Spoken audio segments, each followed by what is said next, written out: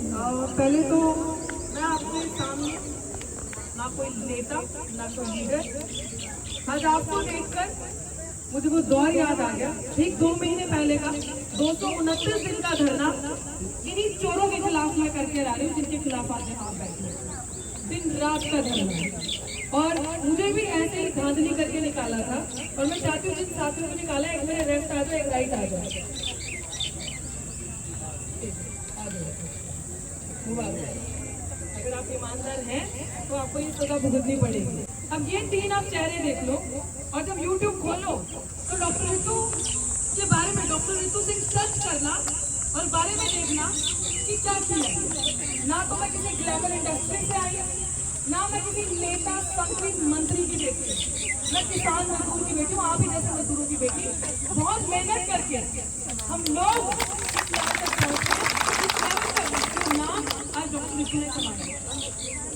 आपका दर्द ना आपको देखकर और उन लोगों को देखकर जो उस पद पे बैठे हैं, और इन लोगों को देखकर हमारी शक्लों में और उनकी शक्लों में, उनके कपड़ों में और हमारे कपड़ों में फर्क नजर आएगा कि कौन बेईमानी, चोरी, ठगी की किनके बच्चों के सपनों की खा रहा है, और कौन मेहनत करके अपने हक की भी पूरी नहीं खा रहा। और आप बहुत मेहनत वाले लोग हैं जिनको उनका हक नहीं मिला। ये चोरी एक अलग बात नहीं है, ये जो सरकार यहाँ 10 साल से आई है ना, सच बता रही हूँ, उसने चोरी, बेईमानी, करप्शन, ठगी, गरीब को और गरीब, अमीर को और अमीर बनाने के खिलाफ कुछ नहीं किया। आज की जो बच्ची आपकी यहाँ बैठी है ना, इसको दिल्ली यूनिवर्सिटी में पढ़ा रही थी, 1,10,000 मेरी तनख्वाह थी। उसके मेरे अगेंस्ट मुझे निकालने के लिए, क्योंकि मैं इनकी चाले बोले लेती हूँ, क्योंकि मैं अपने हक की बात करती हूँ। मैं किसानों के साथ खड़ी हूँ, मुसलमानों के साथ खड़ी हूँ, दलित के साथ खड़ी हूँ, पिछड़े के साथ, संविधान की हत्या करने की बात करती हूँ। मैं कोई भी किसी के जाति या नीति का इंसान हो, अगर वो गरीब है, शोषित है, तो वो मेरा है। मैं हर एक की आवाज बनती हूँ। इस चीज की आवाज बनने के लिए इन लोगों से, भाजपाइयों से और संघियों से बर्दाश्त नहीं हुआ, मुझे मेरे सिस्टम से निकाल दिया। और वो भी क्या, फर्जी दस्तावेज इस्तेमाल करते। अच्छा, ये बड़े एक्सपर्ट है झूठ बोलने में, फर्जी दस्तावेज करने में बड़े एक्सपर्ट है, एक्सपर्टीज है। इन्होंने इसमें मास्टर डिग्री की हुई है, यहाँ से भी नहीं, पता नहीं कौन सी व्हाट्सएप की यूनिवर्सिटी है जहाँ से चोरी करना सीखते हैं।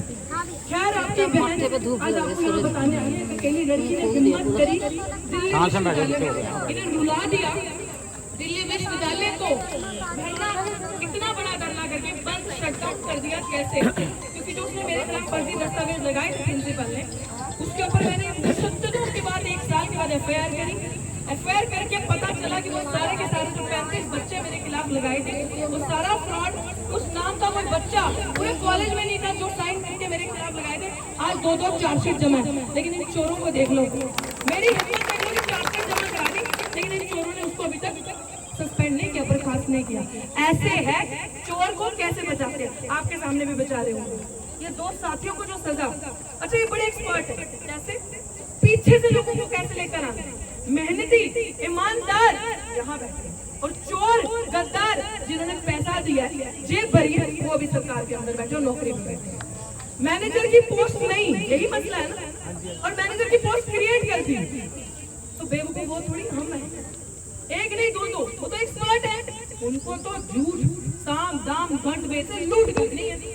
आपके सपनों के साथ खेलना है, आपके करियर के साथ खेलना है कि आप 2 वक्त की रोटी भी ना खा सकते। अब मैं आपको थोड़ा सा कॉन्सेप्ट समझाती हूँ, क्योंकि ज्यादा नहीं, मैं थोड़ी सी पढ़ी लिखी हूँ। मैंने PhD करी है साइकोलॉजी में दिल्ली विश्वविद्यालय से, छोटे से गाँव अमृतसर से हूँ, बाद में दिल्ली में पढ़ी। चंडीगढ़ से मेरा बड़ा ही पुराना रिश्ता है, मेरा 90% परिवार चंडीगढ़ में रहता है। MCM DAV कॉलेज में मैं पढ़ती हूँ, छोड़ दिया वो किसी कारण की वजह से। अब कोई ये ना बोले कि कहाँ से आई, और इनका अगर दलाल कोई आसपास खड़ा है ना, प्लीज रिकॉर्डेड ऑन कैमरा खड़ा है, चलो सुन लो। अब मैं बताती हूँ, सुन लेना। हाँ, डॉक्टर रितु सिंह आई है, सामने छाती ठोक के बोलती हूँ, ईमानदारी है, डेमोक्रेसी है, आजाद भारत है, लोकतंत्र है, लोकतंत्र में लोगों की बात।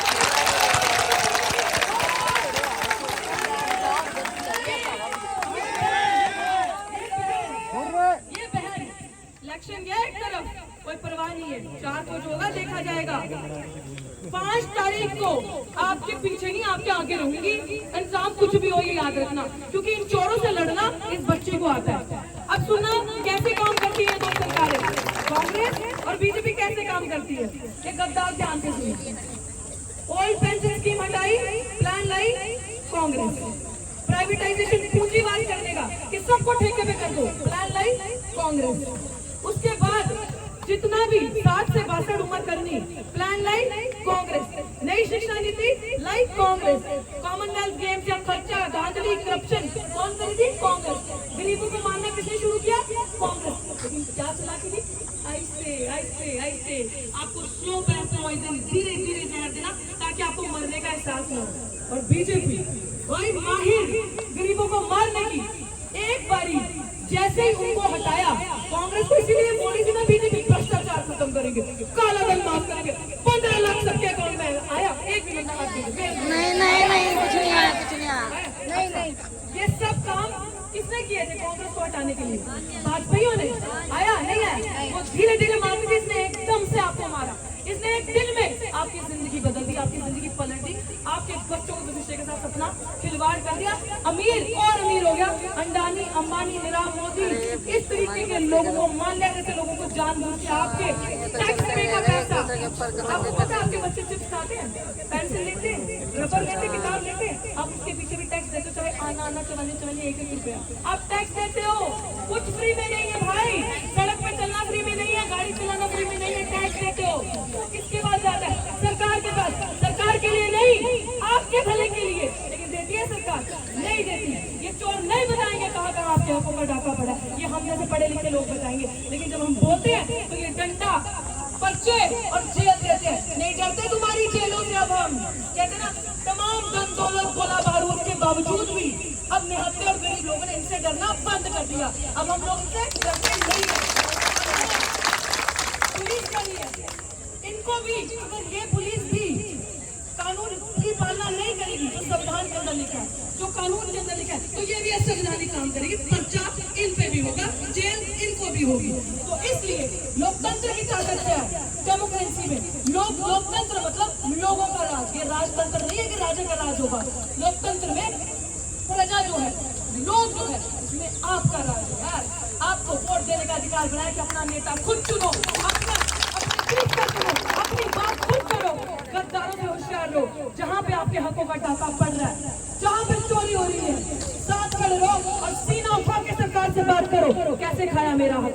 कैसे 70 साल देश को लागू हो गए, 7 हो गए 70 साल। बताओ आपकी उम्र क्या है? 30 से ऊपर है सर, 40-50 उम्र है। तो 70 साल जो चोट डालती है, अभी तक 70 साल में ये स्थिति है कि हमारे बुजुर्ग अभी भी नंगे बदन सीवर में गटर में उतर वही मर जाते हैं। 70 साल में सिस्टम नहीं बदला। 70 साल में हमारे कर्मचारियों की हालत यही है कि मस्त नौकरी करना और नौकरी करके अपने बच्चों को पालना, वो भी नहीं छोड़ा।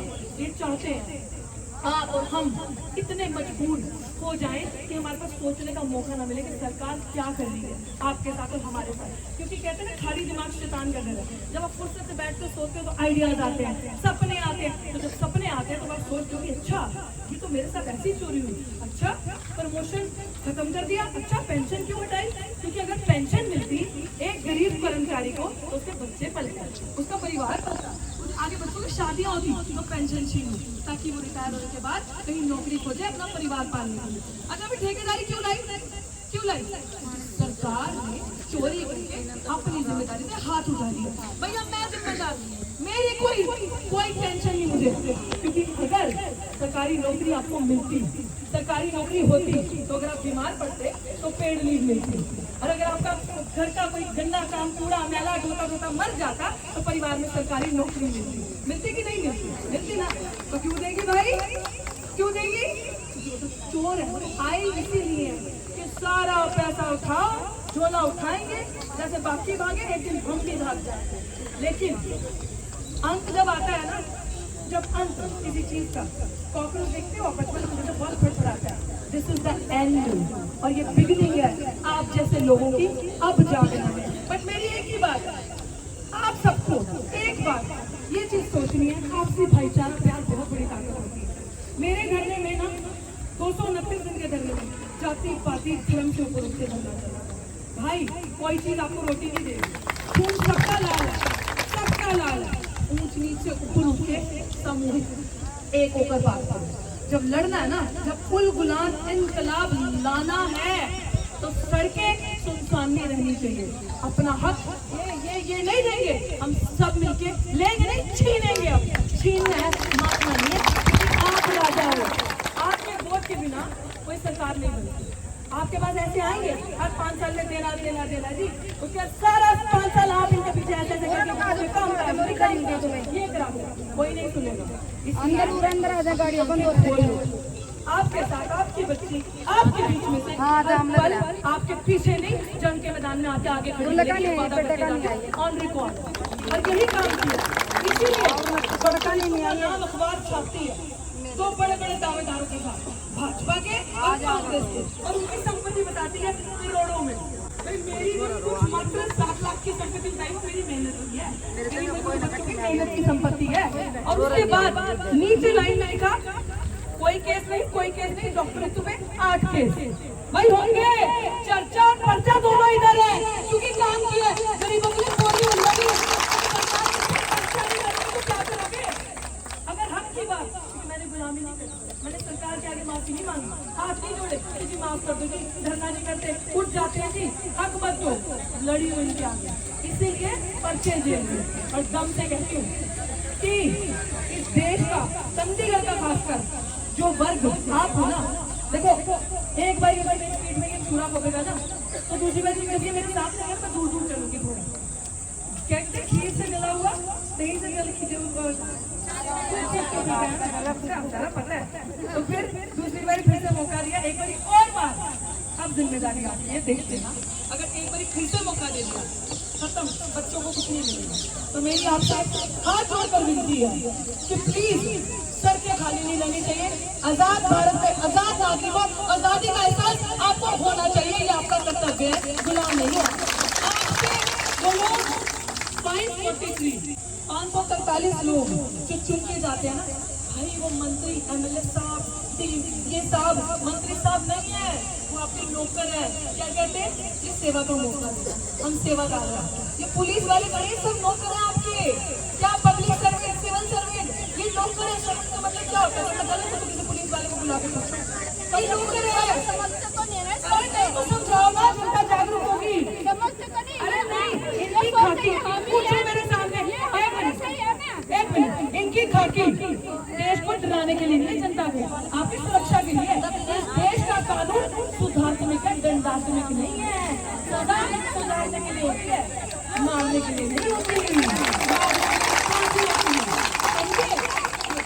आपकी बच्ची थोड़ा सा ज्यादा पढ़ लिख लिया, अब आपके बीच में अगर कानून की उल्लंघन आप करते हैं, ये आपको नजर आए ना, चलो मेरे साथ कहाँ फायर करवाने की मैं करवाऊंगी।